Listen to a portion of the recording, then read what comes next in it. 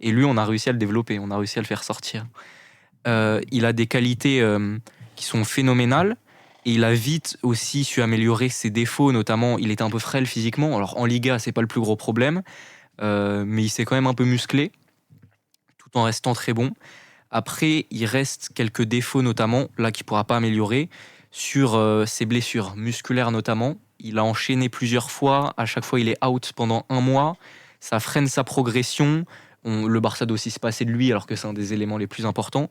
Donc ça peut être problématique. Mais sinon, balle au pied, c'est magique. Euh, fallait. Xavi, à son arrivée, voulait qu'il marque 10 buts par saison. Ce qu'il ne fait pas encore. Il en a 7 la saison dernière. Et ça peut être un problème si on continue avec 2 attaquants. Où lui, ce sera le joueur de derrière, donc il faut qu'il puisse peut-être marquer un peu plus. Mais sinon, joueur phénoménal que j'ai découvert quand il arrive après le fameux 8-2. Quoi. On a un joueur qui arrive, qui est censé partir en prêt. Au final, on nous dit qu'à l'entraînement, il est phénoménal. On le voit arriver. Et ça devient, je crois, quand il arrive, le 2e meilleur joueur de notre équipe derrière Messi. Et ensuite, chaque année, depuis, le Barça sort de très grands joueurs. Donc c'est très bien. Milan, est-ce que Pedri est un futur Ballon d'Or? Oula, c'est un grand mot, futur Ballon d'Or. Déjà, faut qu'il confirme. On parle beaucoup de confirmation pour beaucoup de choses, mais moi, cette saison, je l'ai trouvé un peu moins bien que la saison dernière, même si c'est un joueur Il y a des exceptionnel. blessures qui l'ont freiné. Voilà, maintenant, à voir l'année prochaine. Si on parle de Ballon d'Or, je vois même plus un Gavi.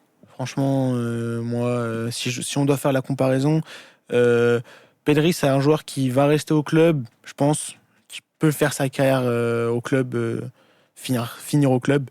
Gavi, peut-être le voir partir. Je le vois beaucoup plus offensif aussi. Bon, forcément, comme l'a dit Armand tout à l'heure, c'est un joueur qui va plus cette année sur l'aile gauche. Mais Pedri, non, c'est un joueur exceptionnel, mais je le vois pas à l'image de Modric quand il gagne le Ballon d'Or. C'est pas un joueur, je pense, qui va pouvoir te faire de telles différences. Déjà, faut voir sur les années comment va devenir le Barça. Pour l'instant, c'est pas encore gagné.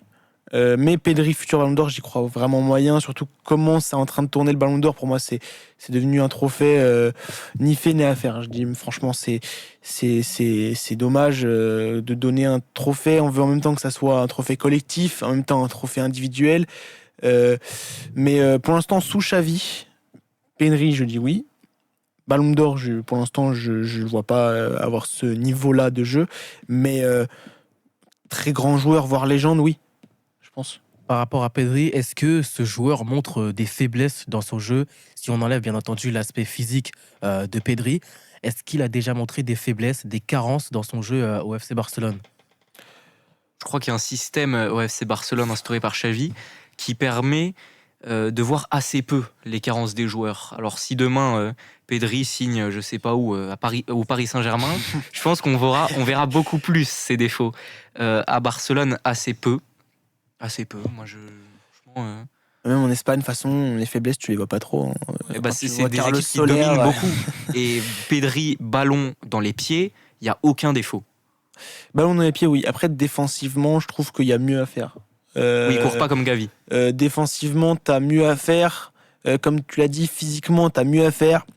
Mais franchement, offensivement, sur des buts, il y a des buts magnifiques de la part de Pedri. Offensivement, j'ai rien à dire. Au milieu de terrain, j'ai rien à dire. Sur le cadre, j'ai rien à dire. Mais défensivement, t'as du mieux à faire. Il a une très bonne qualité de tir, mais je trouve qu'il tire pas assez. Après, c'est à l'image de Marco Verratti, je pense, au Paris Saint-Germain. Tu vois que le gars a du talent. Il peut tirer parfois, il le fait pas. Même des fois, il est devant la cage. Tu 100 fois allumer le gardien. Mais non, il préfère faire la passe. Ça même peut être une passe qui est beaucoup plus compliquée des fois. Oui, mais après, tant que ça rentre, moi, ça me va. Après, Pedri, je pense que t'as le talent. Mais au niveau des faiblesses, t'en as pas énormément. Mais défensivement, il y a du mieux à faire. Quelle est sa marge de progression? Jusqu'où est-ce qu'il pourrait aller? Quels seraient les points d'amélioration de l'Espagnol? Est-ce qu'il y aurait, tu l'as dit, le point défensif? Vous avez dit ça. Moi, je crois qu'il faut travailler surtout sur ses points forts. C'est juste devenir le meilleur balle au pied, devenir le meilleur dans la passe. Aujourd'hui, c'est pas un De Bruyne. Il faut qu'il devienne un De Bruyne. Et là, après, on parlait du Ballon d'Or, j'en reparlais. je crois que c'est très compliqué de dire lui sera Ballon d'Or dans tant d'années. Il y a Quand on un parle Mbappé qui est ouais, attaquant, qui marque 50 buts par saison. C'est impossible de savoir. Il l'aura pas l'année prochaine. On ne sait pas s'il l'aura. On ne sait pas s'il l'aura l'année après. Donc un joueur qui est milieu de terrain, qui est pas un milieu de terrain qui fait beaucoup de statistiques, qui au Barça, pareil, il faut voir comment ça va évoluer, même si je pense que ça va évoluer positivement. Se projeter dans le futur, c'est assez compliqué. Mais il est là depuis qu'il a 18 ans. Il en a 21. Il y a aussi une interrogation, oui, sur le physique, pas dans le sens il est trop frêle, mais ces joueurs qui arrivent si jeunes, est-ce qu'ils tiennent jusqu'à 31, 32, 33 ? On commence à le voir avec Neymar. Avec Marcelo aussi, j'ai trouvé, avec beaucoup d'autres joueurs, ils sont cramés beaucoup plus vite. Donc est-ce que leur niveau, leur top niveau arrive aussi beaucoup plus vite ? Neymar, son top niveau, c'est à 25. Santos. À Santos. Après, il y a 2015-2016 au Barça. Top niveau, quand Messi est un peu plus blessé, tout ça. 2017-2018 Après, à Paris. 2017-2018 à Paris jusqu'à sa blessure, c'est phénoménal. Et après, Neymar n'a pas eu la meilleure gestion de sa santé non plus. Après, oui, tu le dis, avoir les blessures, un joueur peut aller, je pense, jusqu'à 40 ans s'il n'est pas blessé toute sa carrière. Là, je suis sur Transfer Après- Market, c'est 100 jours de blessure cette saison, Pedri. Ouais, tu vois, pour moi, c'est énorme pour un joueur du calibre de Pedri. Après, quand tu nous poses la question, qu'est-ce qu'il faut faire, qu'est-ce qu'il doit améliorer, où il doit aller, pour moi, tu dois aller chercher le Capitana au FC Barcelone. C'est un joueur qui peut aller le chercher. Et surtout, pour moi, il y a une nouvelle génération d'Espagnols qui est intéressante. On parle du FC Barcelone, il faut aussi parler de la nation. Tu as beaucoup plus à aller chercher, je pense, à ce niveau-là. Au FC Barcelone, comme on l'a dit, il y a des confirmations à faire, mais c'est le projet, c'est l'entraîneur, c'est le président. Il y a trop de trucs à prendre en compte. Comparé à la nation, c'est juste un sélectionneur qui sélectionne les joueurs qu'il veut. Pedri, pour moi, si tu dois aller chercher quelque chose, c'est des compétitions internationales. On parlait de ce Capitana. Dans son expression corporelle sur le terrain, est-ce qu'il y a des choses à améliorer dans un leadership ? Est-ce qu'il doit faire plus sur le terrain ? C'est un joueur qui peut parfois être frustré et exprimer son mécontentement comme ça. Est-ce que quand tu es capitaine, tu peux te plaindre à ce niveau-là ? Je sais pas. C'est pas un joueur que je vois en grand leader, mais au Barça, ça fonctionne pas spécifiquement comme ça. Ça fonctionne à celui qui est là depuis le plus longtemps. Oui, Et on l'a vu avec Messi. on l'a vu, Messi, c'est pas celui qui gueule le plus sur le vestiaire, mais il avait obtenu cette légitimité d'être capitaine. C'est là qui est là depuis le plus longtemps, c'est le meilleur joueur, donc dès qu'il parle, même s'il parle très peu fort, tout le monde l'écoute. Et on est tous derrière un homme. Donc s'il arrive à mettre toute l'équipe à ses côtés avec le temps qui passe, il sera capitaine et ce sera légitime. Oui, c'est sûr. Mais je pense pas que son caractère il fasse quoi que ce soit. Je pense que c'est un joueur qui pourra gueuler aussi. Après, forcément, quand t'as pas le capitana et que t'es aussi jeune, je pense pas que tu aies les réactions qu'il faut d'un joueur. Mais je pense que si tu lui donnes plus de responsabilité dans le club, il prendra sa part. Bon, après, on l'a vu, hein, tu regardes le capitaine de l'équipe de France. Peut-être qu'il fasse un discours au trophée UNFP, Ouais. je veux plus de responsabilités. Non, mais tu le vois, Hugo Lloris, c'était pas le mec qui gueulait le plus sur l'équipe de France, pourtant il était capitaine. Ouais. Le mec qui gueulait le plus, c'était Paul Pogba, ouais. ou Raphaël Varane. Mais le capitaine, c'est aussi celui qui doit représenter les coéquipiers auprès du coach et inversement. Mais je pense que Ouais. mais je pense que ça peut être le profil pour être un capitaine au FC Barcelone. Donc, S'il reste à FC Barcelone, s'il part du club, je pense pas. S'il reste à FC Barcelone, il incarne vraiment le. Moi cette je le Masia, vois je plutôt pense. rester. C'est un joueur qui est arrivé dans les pires années du FC Barcelone et qu'on n'est pas non plus allé chercher nulle part. On l'a fait jouer directement, mais quand on va le chercher, les clubs espagnols étaient globalement sur lui. Donc il est redevable au FC Barcelone dans le sens où on le fait jouer directement, alors que ça aurait été pas spécifiquement le cas s'il signait à Liverpool. Mais de l'autre côté, il a choisi le FC Barcelone pour un choix du cœur. Il a prolongé ensuite jusqu'en 2026. Il n'est pas payé énormément. Après, est-ce que c'est un joueur que je vois rester toute sa carrière non plus ?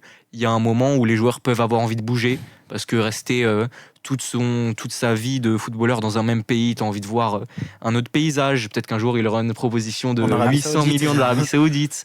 Peut-être qu'il va avoir un gros problème avec Gavi, avec Xavi, avec Laporta, qui va se dire non, ça y est, je pars.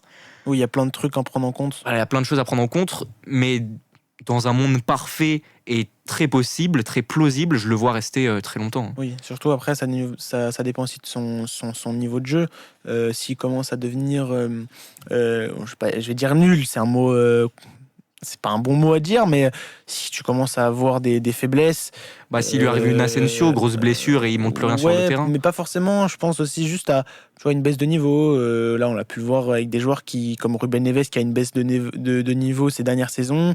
Même s'il a été exceptionnel avant le Wolverhampton, il y a une baisse de niveau sur les 2 dernières saisons. Bah, il part. Voilà, il tente pas d'aller plus loin. Moi, après, je le vois rester. J'ai du mal à le voir partir du FC Barcelone comparé à un Gavi que je verrais bien, par exemple, à Liverpool aujourd'hui. Tu vois, je le vois bien avec le maillot de Liverpool. Aujourd'hui, Pedri avec un autre maillot, je le vois très mal partir. Par rapport à Pedri, et même pourquoi pas par rapport à Gavi, si je me trompe pas, Pedri a le numéro de Iniesta. Gavi vient d'avoir le numéro de Xavi. Est-ce que ça fait pas un peu beaucoup ces passations de pouvoir? On a vu avec Ansu Fati comment ça s'est terminé. Est-ce que ça met pas une pression supplémentaire en plus quand tu dois être dans l'ombre de ces légendes, surtout quand tu as un joueur, son coach et cette légende et son coach? En Liga, les joueurs, les numéros, tu es obligé de les donner jusqu'à 25. Donc tu es bien obligé de les donner à quelqu'un.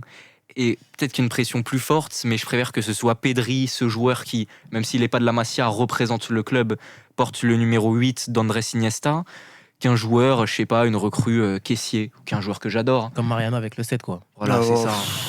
J'avais oublié celui-là. Non, mais après, le numéro, c'est une histoire de numéro, entre guillemets. Il y a un peu des numéros qui sont maudits dans certains clubs.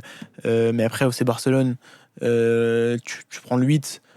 Je vois pas en quoi le joueur peut avoir peur. Dans tous les cas, quel joueur prendra le 8 ? Aujourd'hui, qui peut aller au FC Barcelone de dire je vais prendre le 8 ? Pour moi, le 8, c'est pas non plus. Tu parles du numéro d'Iniesta, de Xavi. Pour moi, le 10, là, Fati, t'avais beaucoup plus du stress à avoir. Tu parles quand même d'un mec si exceptionnel, quoi. Messi, c'est Messi. Xavi, Iniesta, c'est des énormes joueurs, des légendes du Barça. Mais est-ce que vraiment t'as des peurs à avoir ? Le numéro 6 de Xavi, c'est aussi le numéro 6 de Denis Suarez. Tout de suite, il y a beaucoup moins de pression. Il a pas pris la suite directement. Pedri non plus. Pour Fati, oui. Surtout quand on lui donne le numéro, quand il est blessé, il n'a pas joué depuis un moment. Après, je pense que pour Pedri, c'est plus un honneur qu'une pression. Oui, voilà. Maintenant, la dernière question, est-ce qu'il ne faudrait pas, pour les saisons à venir, ajouter de la concurrence à Pedri pour pouvoir le pousser à faire mieux ? Gundogan, on dit que c'est bouclé, quasiment bouclé. S'il arrive, ce sera une concurrence plus pour lui que pour De Jong, je pense. Pour lui et Gavi devant. Après... Pour l'instant, c'est un joueur qui est très constant. Constant, quand il joue, il est bon. Ouais. Tu regardes au Paris Saint-Germain, quand il y avait Di Maria, on demandait de la concurrence. Quand la concurrence est arrivée, il était beaucoup plus constant. Là, Pedri, s'il qu'il faut de la concurrence, c'est toujours mieux dans un club. Dans sa progression. C'est toujours mieux, mais j'entends beaucoup de journalistes, voire youtubeurs qui le disent, des joueurs qui sont aussi jeunes, ils ont besoin de jouer. Ouais. Ils ont besoin de jouer, ils ont besoin du temps de jeu. S'ils ne jouent pas à leur âge, ça va être compliqué par la suite. Là, Pedri, il est constant, même s'il y a des blessures, il est constant. Est-ce que tu vas chercher, comme l'a dit Armand, un Gundogan qui va prendre quand même énormément de place? Il peut jouer à la place de De Jong aussi, il peut jouer à beaucoup d'endroits, Gundogan. Pas que oui, mais là, tu parles de... où va aller jouer Gundogan? T'as Gavi, De Jong, Pedri. Caissier. Est-ce que tu vas... Caissier quand même, après, pour moi, aujourd'hui, le chantier du FC Barcelone, il n'est pas au milieu central, il est plus en milieu défensif. Tu as besoin d'un milieu défensif. Aujourd'hui, tu as Caissier, mais qui ne correspond pas forcément non plus à ce que Xavi veut mettre en place, je pense. Tu ne l'as pas beaucoup vu cette saison. Il y a eu quelques beaux matchs de sa part, mais tu ne l'as pas beaucoup vu. Aller chercher un milieu défensif, Pedri ne pourra jamais être milieu défensif. Je pense que pour l'instant, la concurrence, c'est toujours mieux dans un club. Après, si c'est pour freiner sa progression, qui part dans un autre club et qui l'explose dans un autre club, franchement, ce sera dommage pour le FC Barcelone, quoi.